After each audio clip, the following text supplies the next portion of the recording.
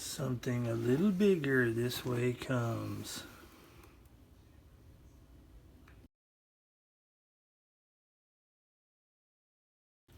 Hi, and welcome back to Plastic Models by a Regular Dude, and part one, the introduction of my next project, the Revell of Germany, 1/32 scale, Messerschmitt Bf109G-10. First, a little background. This will not be the first time I've built this kit. When I first got back into the hobby, shortly thereafter, I picked up one of these not long after it was released, with a certain plan in mind, and it fell through. So the project never happened. I mean, I got the thing built, painted, and decaled, and then I had a catastrophe. Won't get into it, but anyway, I have built it before, so I do have some memories of that, specific memories, you know, different parts of the model, and I'll talk about those when I get to them. But I just wanted to reveal that this is not the first time I built one of these. Now, real quick, before I get into the specifics of this aircraft, I want to talk a little bit about the Revell of Germany kits that came out in the this one came out in 2013, and I'll talk about the timeline of this particular kit in a bit. But in the early 2010s, Revell of Germany was putting out some 1/32 scale kits that were pretty nice. Now, there were inaccuracy issues, and I'll talk about some of those just as a talking point, not necessarily a plus or a minus for myself. But I'll talk about what some of the, at least the ones I can remember, that people, you know, kind of discussed when these kits came out.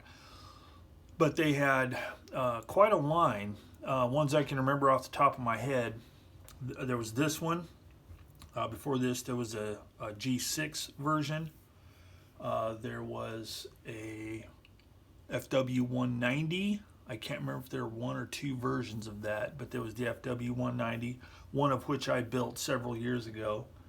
And then a few years back, I built the P51D Mustang that they came out with.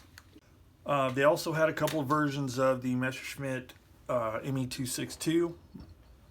They had, I believe it was the Heinkel 111. That was a 2-engine bomber. But point being, they came out with quite a few of these things, and it was kind of, I think they had a Spitfire as well. But they were making these kits, and the big deal about these kits is there was a really good level of detail. It wasn't a kit that people often associate with Revell. The Revell of Germany kits seem to be really nice as far as buildability and detail.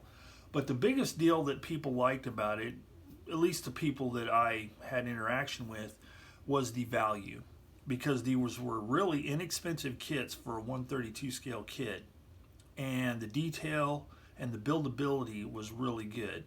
Now, there are some who said this, you know, it was hard to put together, there's this joint or that joint, and I determined and I proved that some of that stuff, with a little bit of work, and I'm not talking about a lot of modification or anything like that, but careful planning and assembly, almost negated those quote-unquote problems with the kit. So just wanted to throw that in real quick, a little background on this particular series of aircraft. If you ever get a chance, you ever come across one and the subject interests you, I would definitely suggest, you know, if you're not a big, really hardcore stickler for accuracy as far as, you know, dimensions and some stuff like that, I would say give one of these kits a try, because the end result, they can look very good. So with all that out of the way, let's go ahead and pull up scale mates and talk a little bit about the history of this kit and get into the specifics of the box. Okay, this is the Revell of Germany 1/32 scale Messerschmitt Bf109G-10 Erla. kit number 04888.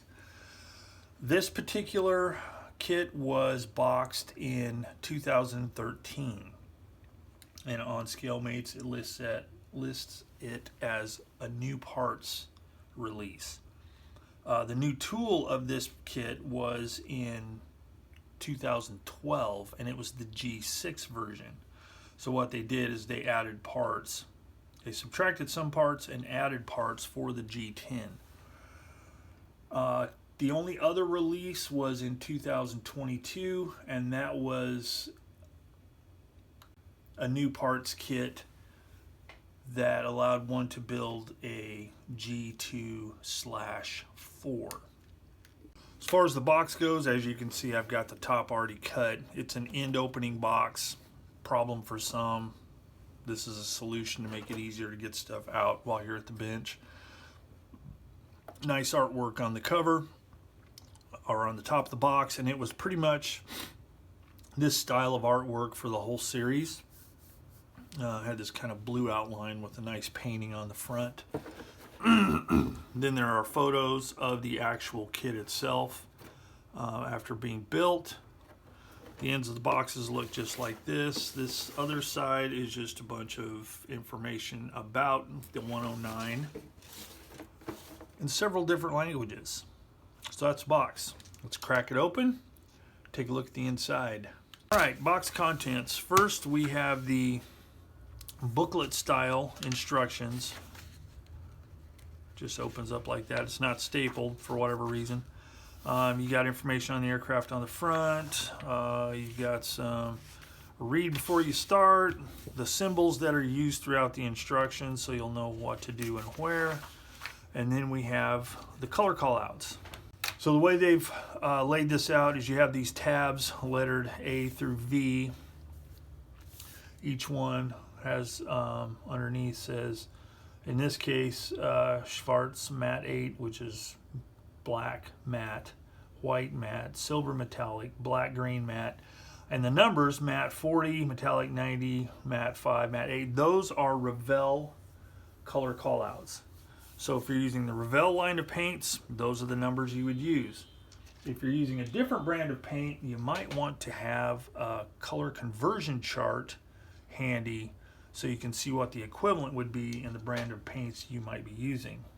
As far as this series goes, I will talk about the paints at a later point and kind of point them out as I go and let you know what colors I am using in the brand of paint that I'll be utilizing for this build. Next, we have the sprue map. Just basic stuff here. Everything's numbered out, so that's kind of good. And then you have anything that is grayed out, or those are items that are not used in this particular build. Assuming that those are parts common to both the G6 and the G10 kits, yet are different to the specific aircraft. So then we get into the actual construction. I'm not going to go through all that. It's just one of those things you want to pay attention to what you're doing, make sure you're getting the colors right, and watching for versions, whether or not you're doing one marking option over another. There might be some differences. Speaking of marking options, the first one, and the one that is on the cover of the box, number 76, whatever happened to 1 through 75, I don't know. So we got version 76, which is Eric Hartmann's JG-52 April 1945 aircraft. So it's a pretty late war aircraft. I'm assuming it wouldn't be too beat up. But on these pages, it actually gives the RLM numbers for the instruction callouts. So D is RLM 70, K RLM 02, N RLM 22, and so on. So that'll make it a little bit easier. Shows all the decal placement, etc. All right, whoops. So then we've got marking option number 77, which there is no pilot name, but it's a JG-300 aircraft based here, whatever that is, May 1945. Now I would think that this would be a pretty clean aircraft. because that's like the very end of the war, so it wouldn't have seen a whole lot of service, I don't think. But there you go. That's the 2 color callouts and the end of the instructions. Next up, we have the decals. Let's zoom in a little bit.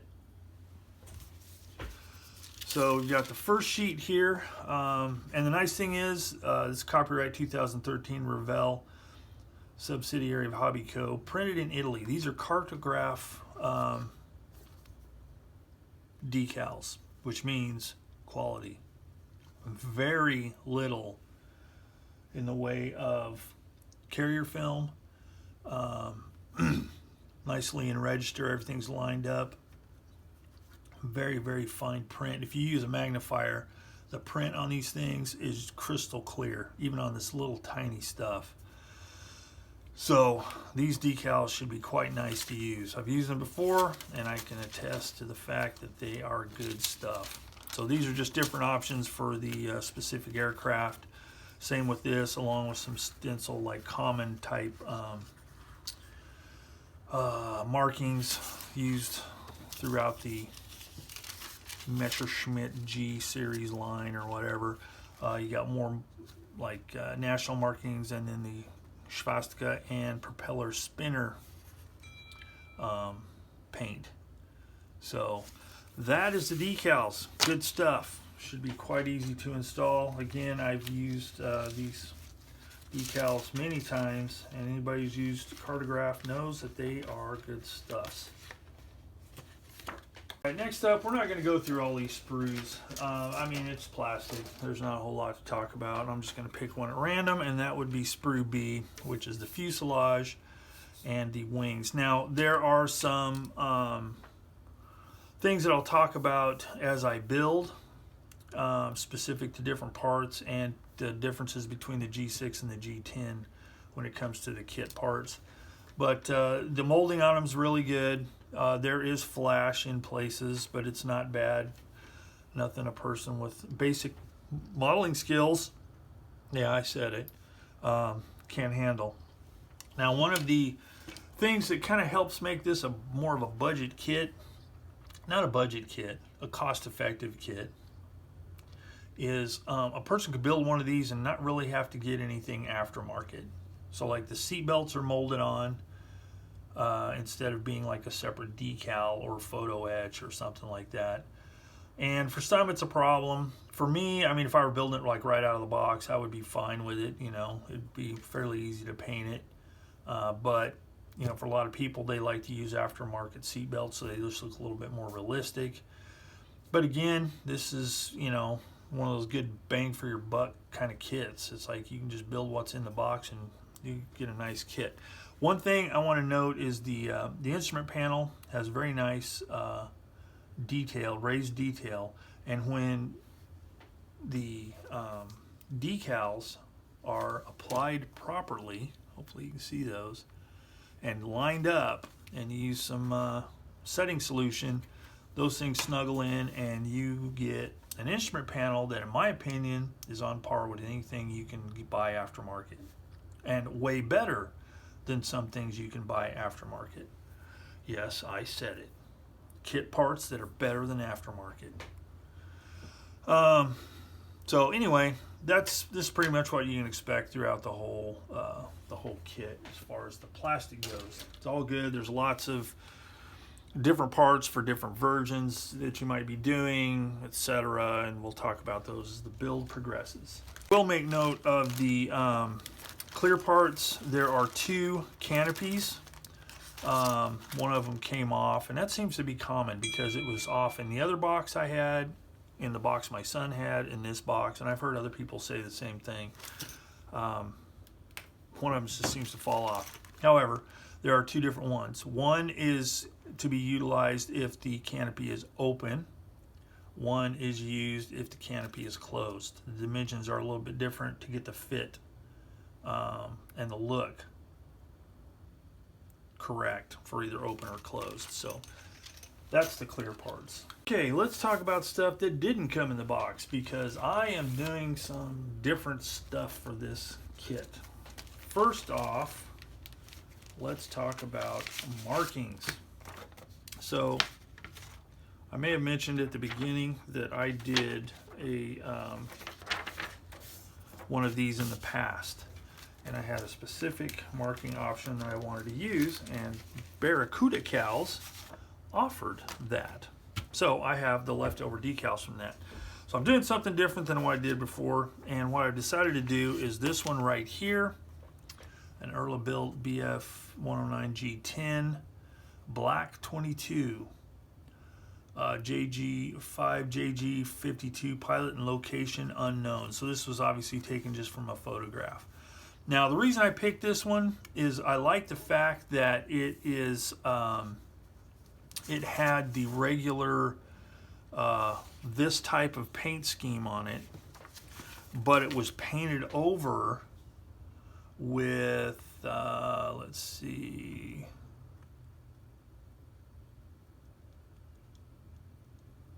RLM 81 has been applied to the fuselage, not completely. I mean, some places it's very solid, especially on kind of on the top, but on the sides where it was, you know, the lighter color, it just was hastily sprayed over, so you can see some of it, you know, through the final application. And it looks like the wing was painted in RLM 81 on top. So the whole top of the wing is going to be RLM 81.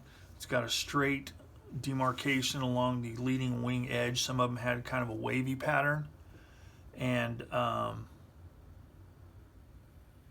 natural metal under surfaces. So that is why I decided to go with this one. So you've got this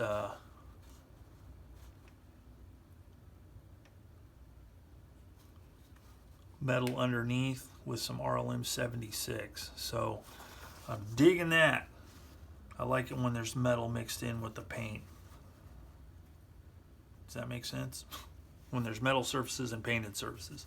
And it's got these yellow bands, which adds a splash of color. So that's the one I'm going to do right there. So I have the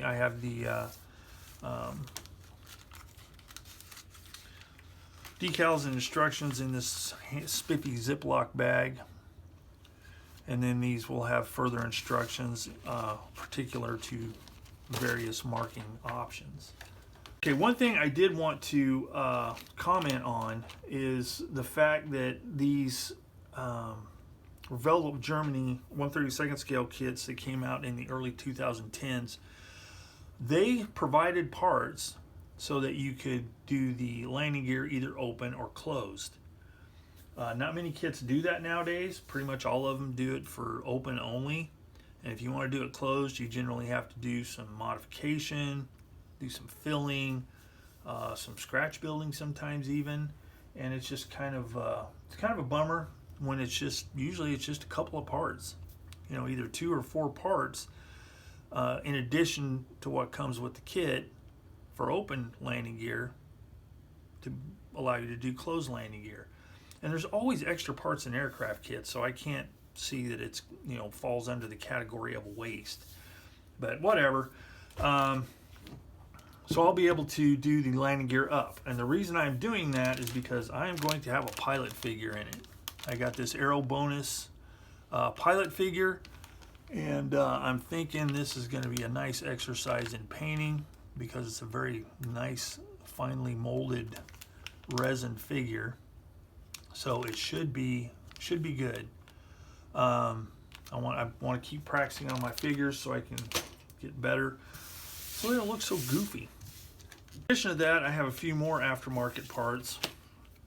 I have the Edward mask set for the clear parts, and then for some of the other parts as well. But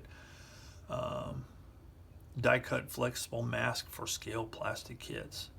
These are really good, and they make life really simple when it comes to painting the canopies and stuff. Then we have some more Barracuda cast resin parts. So we've got the G10 and K4 prop and spinner, which this will work on the Revell and Hasegawa kits. The reason I'm doing this is on the On the kit parts, there's a pretty gnarly seam right here, and it's really hard to clean up after you've got the spinners in place and all that, or the prop blades in place and stuff like that. And this is a really nice part, so this is what I will be using, blades and the spinner. Then we have the exhaust, which the exhaust on the kit is molded solid. The tips are not open. So in this case, I will be using these aftermarket parts because the detail is just a lot better. It's got the weld seam line along the edge. Then we have the intake, the supercharger intake, which is one piece instead of two pieces, which will mean less cleanup. And then we have the cooling scoops that go on the front of the fuselage. The ones on the kit are molded solid, so they're not actually scoops. They're closed off on the front because of the molding process and the limitations therein. So it's just a matter of cleaning those off, sanding it smooth, and then gluing these in place with some super glue or, you know, PVA glue, whatever you want to use. But it does make it look a lot nicer because they are hollowed out and look more like scoops. The last part is this oil cooler fairing, and this is an improvement over the kit piece because the kit piece is too boxy straight up and down when it should be flared out a little bit more. So I'm going to be using this, and then this is the back louver part, or maybe that's the inside. I don't know. We'll see. But anyway, this is another just, you know, detail part. Not really necessary, but, you know, back whenever I bought this kit, you know, probably 10 years ago, I was really into doing simple aftermarket stuff. So that's why I got it. All right, so there you go. That is the box and the contents of the 109G-10. So what is the plan for this video series? For this series, I am going to be doing kind of a summary as I go type thing. I'll do some steps, do sections of the aircraft, whatever, and then I'll just kind of summarize what I've done. If I come across things that need more specific information that might be helpful to someone else building the kit, or just so people can see how I handle a certain situation, I will actually talk about that and demonstrate it on screen. You know, when I do the aftermarket stuff, I'll talk about that. When I get to parts that people have brought up concerns as far as either fit or finish or, you know, assembly process, I'll talk about that. Just general information that would be helpful that falls outside the usual, just cut it off the sprue, clean it up, glue it together, sand and fill if needed, and move on. I'm not going to be talking about that stuff. The real basic stuff I'm not going to be talking about. I'll just be talking about stuff I think will be helpful to someone else that might take this kit on. So there you go. That is the end of part 1, the introduction of the Revell of Germany 1/32 scale Messerschmitt Bf109G-10 Erla. So if you want to follow along and you haven't done so yet, hit the subscribe button and you can follow along with the rest of the build as I drop new videos. If you like the video, hit the like button. That would be cool. And if you have any experience with this kit or any in this series of kits, I'd like to hear about your experience, your observations. Let me know if you liked it or not. Other than that, that's it for this video. Thanks for watching Plastic Models by a Regular Dude, and until next time, I will see you all later.